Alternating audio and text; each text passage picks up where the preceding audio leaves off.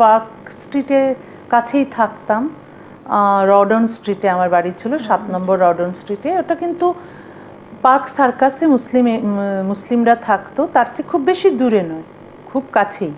কিন্তু কোনোদিন কিছু ইনসিডেন্ট হয়নি। হঠাৎ করে আমার বিরুদ্ধে এত এত মানুষ নেমেছে, ওটা অনেকে ভাবে যে ওটা আমার বিরুদ্ধে ছিল না, ওটা সিপিএম সরকারের বিরুদ্ধে ছিল। নন্দীগ্রামে এবং সিঙ্গুরে কিছু মুসলমানকে সিপিএম এর কিছু লোক মেরেছিল সেই কারণে, কিন্তু এটা আমার দিকে ডাইভার্ট করে দেওয়া হলো।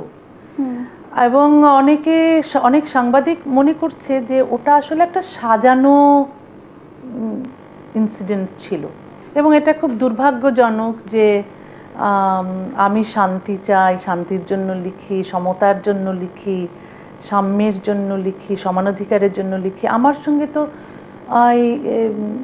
সিপিএমের কোনো বিরোধিতা থাকার কথা নয়, কিন্তু তারা মৌলবাদীর পক্ষ নিয়ে মৌলবাদীদের ঘর থেকে বের করে মিছিল করিয়ে একটা ছুতো পেয়েছে আমাকে বের করার। এটা